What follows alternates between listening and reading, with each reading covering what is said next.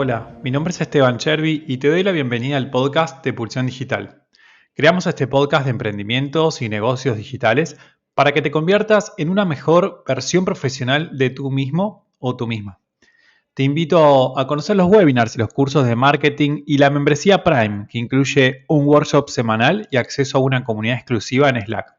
Si este episodio te ha gustado, no te olvides de compartirlo en redes sociales mencionando a @pulsión digital. Por último, si quieres crear tu sitio web en un web hosting internacional con soporte rápido y personalizado, te recomendamos aneolo.com. Te damos la bienvenida a Pulsión Digital. Hola Martín, ¿cómo va? Bienvenido al podcast. Hola Esteban, ¿qué tal? Mucho gusto después de tiempo que hablamos. Sí, totalmente. Bueno, la realidad es que, digamos, tuvimos como contactos de hace muchísimos años. Y bueno, está bueno ver que, digamos, toda la trayectoria que has tenido y hacia dónde has llegado hoy. Así que bueno, me parece interesante bueno, que le cuentes un poco a la audiencia en primer lugar, bueno, quién sos, qué es lo que haces, qué es lo que estás haciendo en este momento. Igualmente, bueno, saludos a todos los que estén escuchando. Mi nombre es Martín Beas Núñez, tengo 34 años. Actualmente dirijo una empresa que se llama Get Lavado, es una startup de servicios de lavandería vía delivery y desinfección que funciona en Perú y en Colombia. Y bueno, tengo también un perfil tecnológico. Bueno, ya hace unos 3 años soy completamente emprendedor, pero a agregarles valor un poquito con las cosas que les cuente. Genial, sí, seguro que sí. Contanos entonces, porque sos emprendedor desde hace unos 3 años, pero antes no eras emprendedor. Contanos un poco cómo fue el inicio, qué empezaste haciendo, sé, aparte que viviste en distintos países. Contanos un poco, no sé, los últimos 10 años quizás, cómo fue todo tu camino hasta llegar a emprender. Yo decidí viajar a Argentina a los 19 años porque me enamoré por internet cuando tenía 18 años, en la época de Messenger y Latin Chat y todo esto. Y bueno, para mis padres era simplemente viajar a Argentina porque quería estudiar en un mejor lugar de los que me ofrecían Perú en aquel momento.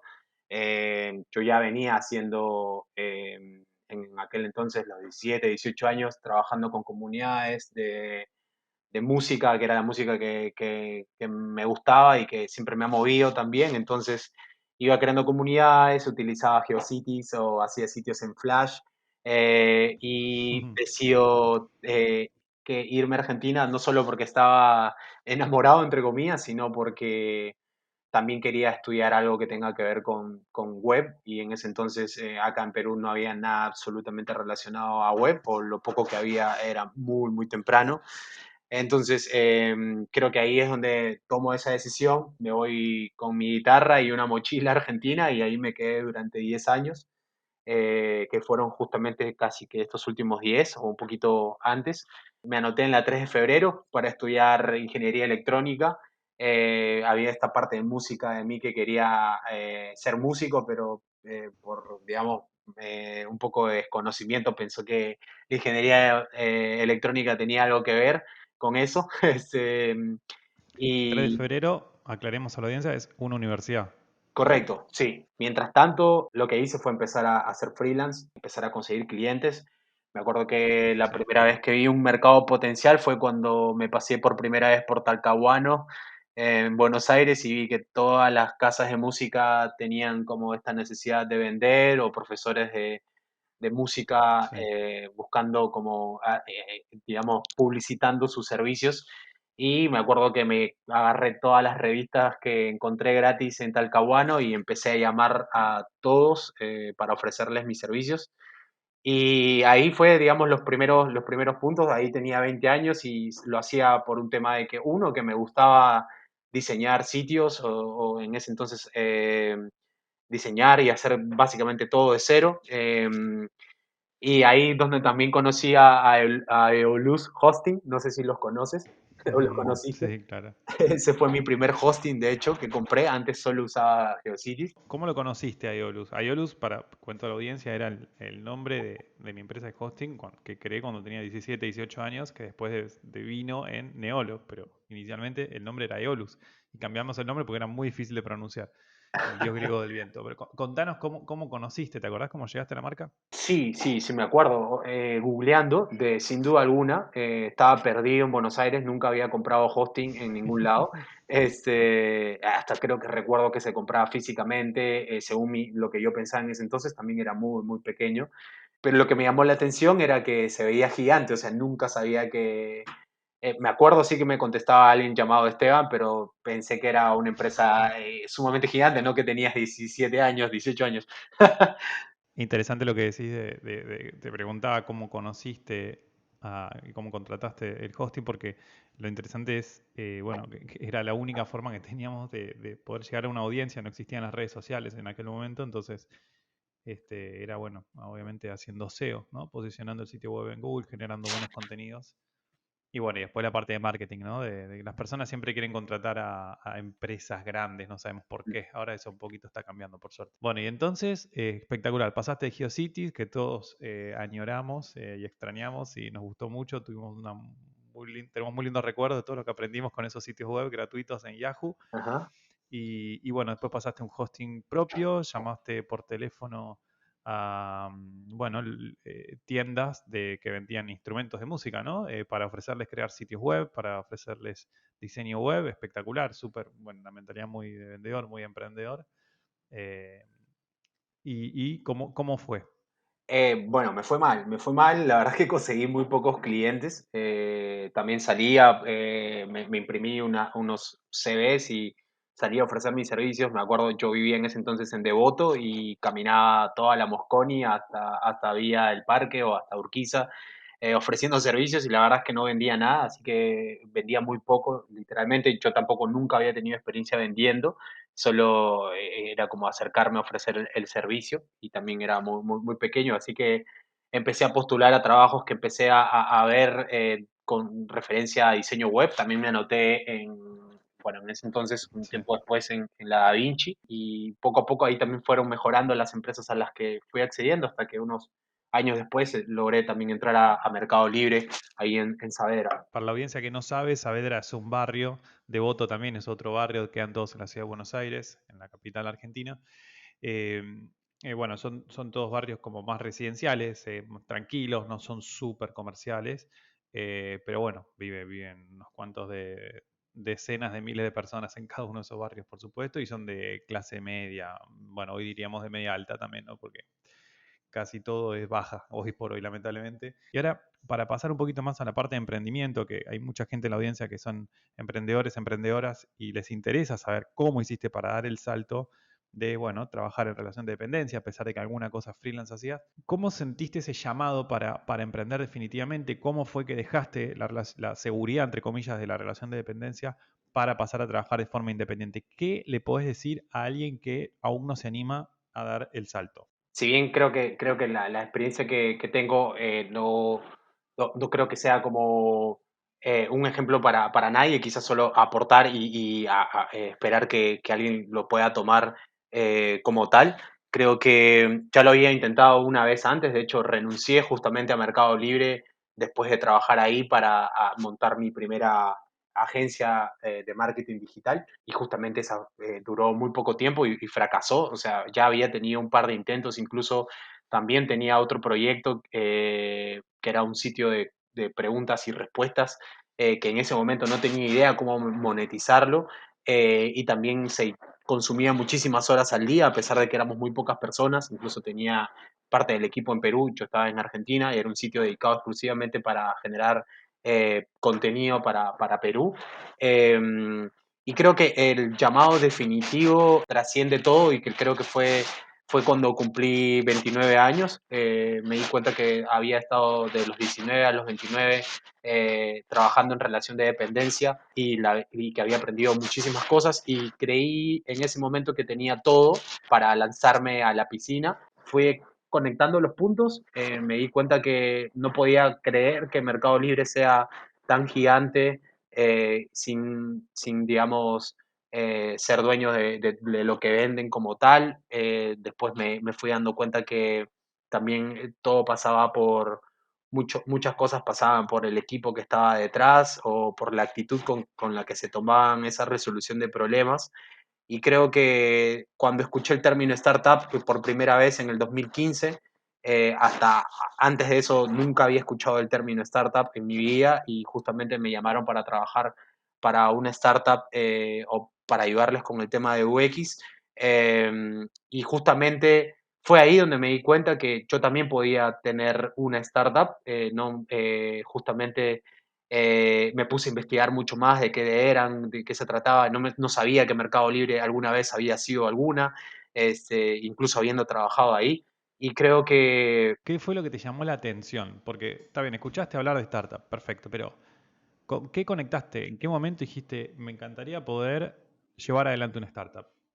¿Y cómo lo hiciste? cuando me di cuenta que haciendo una startup, de alguna u otra manera, podía, no sé si cambiar el mundo o mejorarlo, pero que seguro ese granito de arena de contribución iba a tener un impacto mayor que si me quedaba trabajando bajo relación de dependencia y lo podía hacer por mi cuenta. Y me empecé a enamorar muchísimo de esa idea de poder lograrlo y más aún si podía volver a mi país y con todo lo que había aprendido en Argentina aplicarlo en mi país. Esa fue. Y cómo lo empecé a hacer, eso creo que para resumirlo muy rápido, porque es gigante y pasaron muchos torbellinos en el camino, fue vender el auto, vender las guitarras, todo lo que había conseguido en Argentina con esos años de trabajo, porque también hice un tiempo música, tenía como, trabajaba, pero también tenía una banda que le fue muy bien allá y básicamente todo el mundo me decía, estás loco, o sea, te vas a ir, estás vendiendo todo.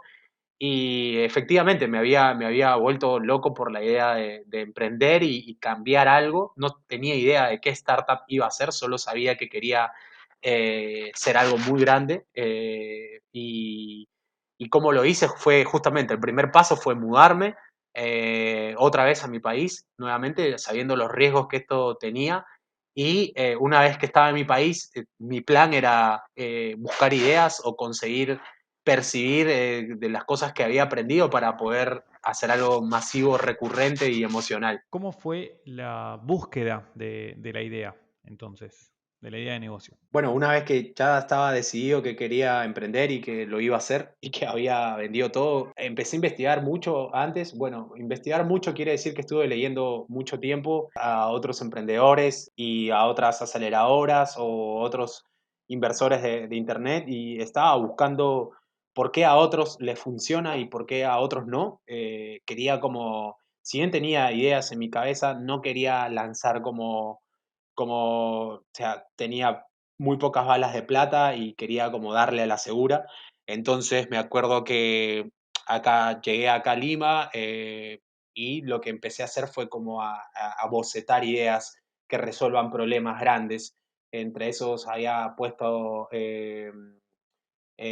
lo de la lavandería, había puesto clases de manejo, había puesto, no me acuerdo, tenía como 4 o 5 ideas que había ido descartando, tenía otras 15 en realidad. Y el pie para elegir con la que me sentía más cómodo era, yo me había puesto, ya con toda esta experiencia de los años atrás, sabía que lo que tenía que hacer tenía que resolverle el problema a muchas personas, que no solo le resuelvan el problema a personas en mi ciudad, sino que poder resolver indistintamente de dónde se encuentren, con esta mentalidad un poco o con ese mindset de poder pensar regional mínimo por lo menos y no solo local, como Mercado Libre justamente. Y que también sea recurrente, eso me tenía. Entonces, todas las ideas las iba validando con que si eran recurrentes. Entonces, por ejemplo, la de clases de manejo me gustaba mucho, pero en la recurrencia estaba como la pata cojeando de la mesa, ¿no? ¿No? ¿Cuántas veces uno se anota para aprender a manejar? Es una sola vez en la vida. Y así iba sacando, digamos, por descarte. Y yo a todo esto, cuando me mudé de Argentina para Perú, tuve que entregar el departamento como me lo dieron nuevo y lo entregué así, tal cual. O sea, me acuerdo que había en esos 2 años que había estado en ese último departamento en Savera, habían habido algunos desperfectos, así que estuve la oportunidad de buscar gafitero, la oportunidad de buscar la persona del aire, como digamos, todo este tipo de profesiones bajo demanda, justamente que eran muy difíciles de conseguir, por lo menos en aquel entonces. Y por otro lado, también toda mi vida trabajando casi 10, 15 horas al día, había tenido nunca había tenido tiempo para lavar la ropa, siempre la dejaba en la lavandería o en la tintorería al frente o en la que me quedaba a 2 cuadras todos los miércoles. Entonces también fui consiguiendo un poco de ese tipo de ideas. Cuando llegué acá en Perú hay muchísimos restaurantes, o sea, hay un restaurante cada 2 cuadras seguro. Eh, Tú sabes que la comida aquí es muy fuerte, la gastronomía, y me llamó muchísimo la atención que empecé a ver cantidad de lavanderías indescriptiblemente en barrios, siempre la veía como en Miraflores, que es como el Palermo, o la veía como en San Isidro, acá en Lima, pero nunca las había visto en barrios, digamos, de estrato socioeconómico un poco más bajo que las que te comento, y me empezó a llamar muchísimo la atención porque para el peruano casi siempre la lavandería era algo para gente con plata, y de pronto empezar a verlas en localidades o en barrios, en todos los barrios y en gran cantidad, con precios muy competitivos, fue donde me empezó a llamar la atención de que ese negocio quizás necesitaba impulsarse tanto como el sector gastronómico o tanto como otro tipo de Sí. pymes. ¿Y qué es lo que construiste y qué es lo que hacen en Get Lavado? A partir de esta idea, de esto que estuviste investigando, que pareció genial, que estuviste como escaneando distintas ideas de negocio, en base a lo que se te iba presentando, los problemas que se te iban presentando a nivel personal, digamos.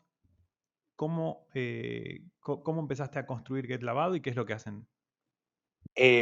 Lo que hacemos actualmente, nosotros somos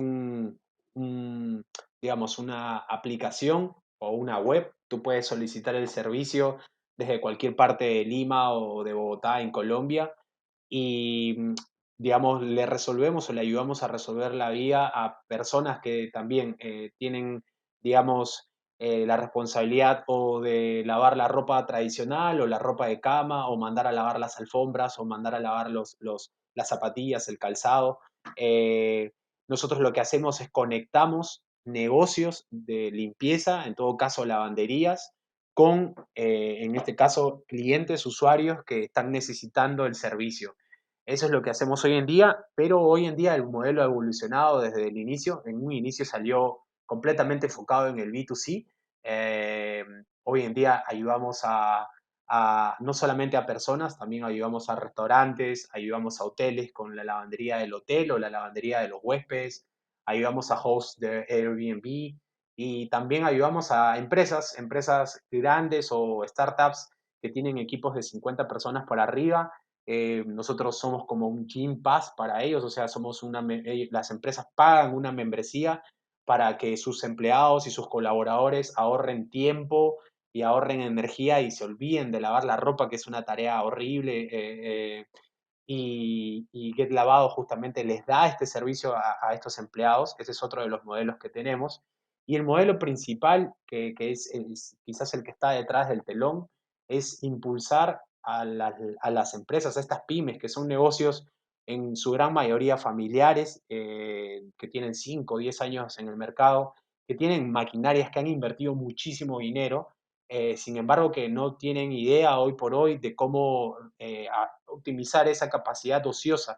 Las máquinas, las lavadoras, mientras más tiempo estén prendidas, digamos, generan mayores ganancias, mayores utilidades, y mientras se la pasen más apagadas es cuando empieza a ser un activo bastante peligroso para las lavanderías, que hoy por hoy han cerrado muchísimas, no solo en Perú y en Colombia, sino también en México, en Argentina y en otros países de Latam. Entonces, ¿cómo construimos esto?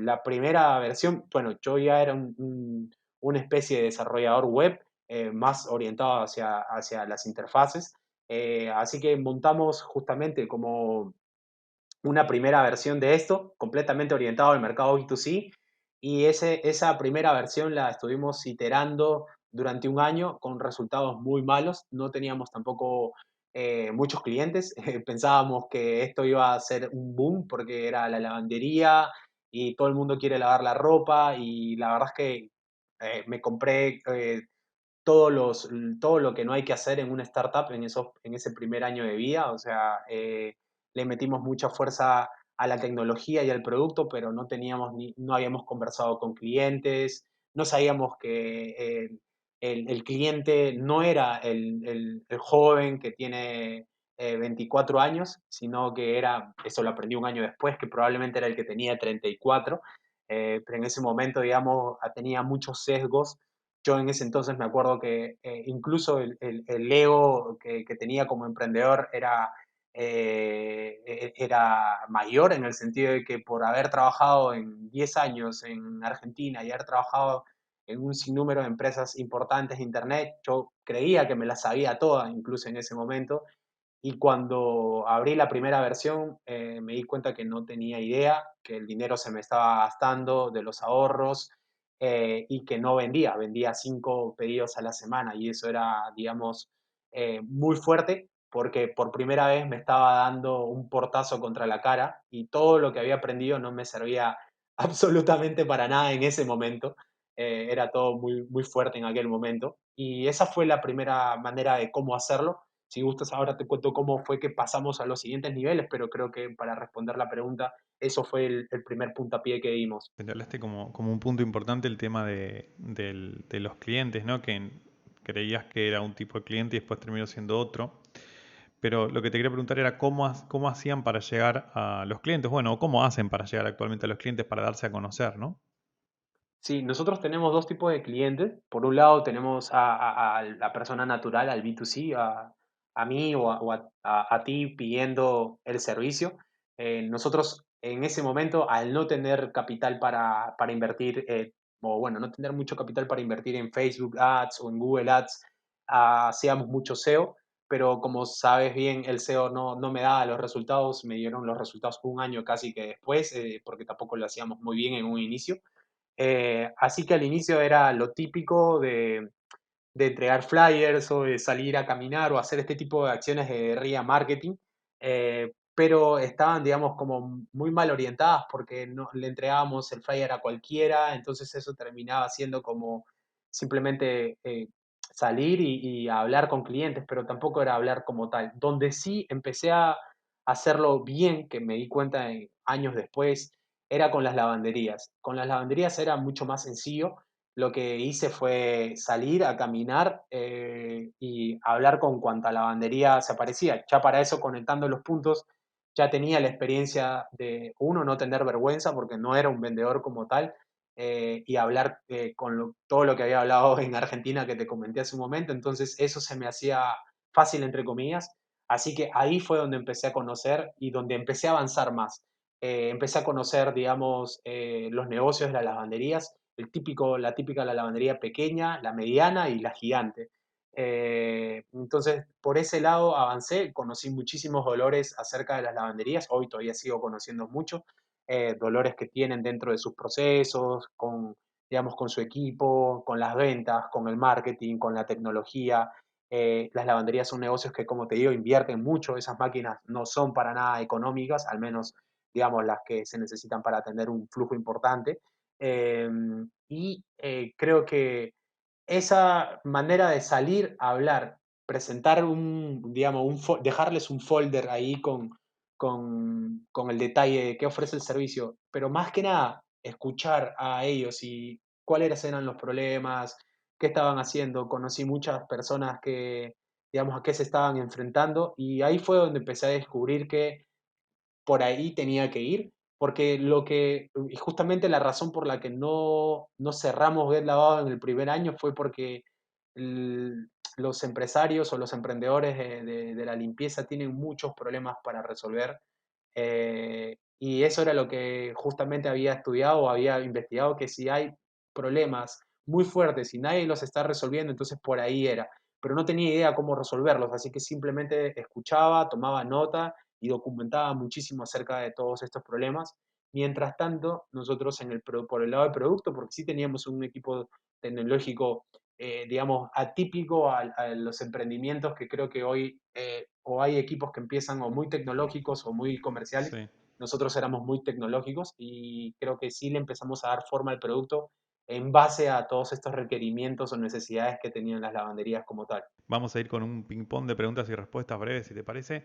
La primera es, ¿cómo monetizan? Actualmente nosotros comisión por cada servicio exitoso dentro de nuestra plataforma. Genial, clarísimo. ¿Y cómo haces para mejorar el producto? Digamos, ¿es en base, en qué te basas? ¿Te basas en mirar cómo los usuarios utilizan la plataforma? ¿Te basas en encuestarlos? ¿Cómo lo trabajan? Sí, nosotros tenemos, bueno, después de cada servicio tenemos encuestas, nos fijamos mucho en eso. La lavandería es un negocio de quejas, me lo dijeron todo el tiempo los lavanderos como tal. No es tan chévere como entregar una pizza y ya te la dejo en tu puerta y chao, sino es ropa que tú quieres, que se va y tiene que regresar como esperas limpia, ¿no? Entonces hay siempre bastante opción a mejoras, muchísimas. La manera de que lo hacemos hoy por hoy es seguimos escuchando al cliente, sé que puede sonar cliché, pero hacemos mucho énfasis especialmente en esas quejas que recibimos o cuando la ropa no ha vuelto bien lavada. También utilizamos mucho gamification, eso nos ha permitido trabajar con las Sí. lavanderías que cumplen, digamos, un estándar, el estándar de Get Lavado. Entonces eso también nos ha permitido no hacerlo tan emocional, sino como mucho más automatizado en ese aspecto. Bueno, están en Perú, están en Colombia. ¿Por qué, digamos, por qué esos mercados y cómo hiciste la expansión a esos países? O sea, ¿pusiste a alguien que esté responsable en ese país, que esté físicamente en ese país? ¿Sos vos mismo que viajás? ¿Cómo lo fuiste resolviendo? Yo, al volver aquí a Perú, justamente la idea era hacerlo de Perú un buen tiempo. Justamente en un año después, que no nos estaba yendo bien, nosotros ya empecé a conocer el mundo del venture capital y el mundo de las aceleradoras y todo esto, y ya a empezar, digamos, a no vender, algo me parecía muy raro en realidad que algo estaba pasando porque era una gran idea, había una necesidad, pero la venta no era tan alta como esperábamos. Así que lo que hice fue, me postulé como a 65 aceleradoras de todo el mundo. Fui rechazado creo que por todas, pero lo que saqué interesante ahí es que hay muchas de ellas que te dan feedback acerca de por qué no te seleccionan. Entonces de ahí empecé a sacar como una mentoría gratuita del feedback que me daban muchas de estas aceleradoras de Corea del Sur o Israel, de tanto país que aparecía, en realidad me postulaba. Y Colombia nace en realidad por algo que no esperaba yo personalmente. Fuimos acelerados por Rockstar Colombia, que es una aceleradora holandesa con sede en Colombia que selecciona 10 proyectos anualmente y les inyecta 65.000 euros. No sé si ese número ha cambiado un poco más. Y nosotros fuimos parte de su primer batch. Entonces, cuando ellos nos seleccionan en el peor momento de Get Lavado, donde yo ya pensé que estábamos a punto de cerrar, nos seleccionan, se vuelven nuestros socios, voy a Colombia y decido quedarme allá en Colombia, ya con el equipo un poco más sólido acá en Perú. En aquel momento decido quedarme en Colombia y ahí es donde justamente se abre, digamos, Get Lavado Colombia como empresa como tal, y ahí es donde también encuentro que el problema de las lavanderías es casi que idéntico al de las lavanderías en Perú. Entonces ahí es donde descubro que hay una oportunidad mucho más grande incluso para poder atacar en ambos países. Clarísimo, genial. ¿Y cómo hiciste? ¿Constituiste la empresa en los dos países o lo gestionas todo desde una sola empresa en alguno de esos dos países? O en un Son tercer país, no sé. Ajá, son dos países, cada empresa tiene un país. En este momento la estructura, digamos, es que son dos empresas distintas, sin embargo, Colombia es como tal el holding, entonces se maneja de esa manera en este momento. Quizás eso pueda cambiar más adelante porque vamos a tratar de seguir ampliando o haciendo una expansión y bueno, ahí todavía no me queda claro muy bien cómo sigue. Clarísimo, genial. Bueno, y planes 2021, ¿cuáles son como, cuáles podrían ser como los objetivos o el norte? Este año tenemos un objetivo bastante inspirador y bastante agresivo. Vamos a ir a unir a 500 lavanderías en la región. Así que si es que hay alguien en Argentina incluso trabajando en esa industria, pues bienvenido. Vamos a tratar de impulsar con todo lo que hemos aprendido el crecimiento de las lavanderías que han sobrevivido a esta pandemia. Les vamos a otorgar, digamos, una serie de herramientas que hemos estado construyendo en estos años para impulsar las ventas de ellos. Eso es a lo que nosotros nos estamos dedicando, estamos cambiando la vida de muchas empresas y estamos haciendo que facturen mes a mes cada vez más. Entonces, ahora con ese propósito, nosotros hicimos esto para crear la lavandería más grande de Latinoamérica sin ser dueños de una lavadora. Entonces, justamente vamos a salir este año finalmente, ya después de lo que aprendimos justamente el año anterior, a salir a capturar a 500, así que espero que sean muchas más incluso. Genial. Bueno, ojalá que vaya súper bien, seguro que sí, que lo irán.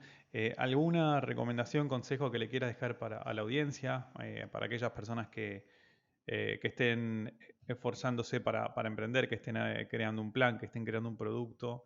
¿Qué les dirías? Bueno, primero que nada, muchas gracias Esteban por la invitación y excelente lo que está pasando con Pulsión Digital y con los emprendimientos en los que estás. Con lo que puedo dar es no parar de aprender o tratar de aprender todo el tiempo. Eso creo que me hubiese gustado muchísimo hacer incluso desde que arranqué a emprender, que ahí fue cuando me concentré mucho más en hacer. Creo que aprender todo el tiempo es como clave, ya sea de marketing digital, o optimizar el costo de adquisición por cliente, o lo que sea que te llame la atención, que creas que pueda mejorar la experiencia del cliente y que tú adquieras clientes más rápido y a menor costo. Creo que eso por un lado. Lo segundo, creo que sería como, también puede que suene cliché, creo que es no rendirse, al menos si es que ves que la oportunidad que está detrás de eso es grande y si tienes una intuición de que todavía las cosas pueden ir bien.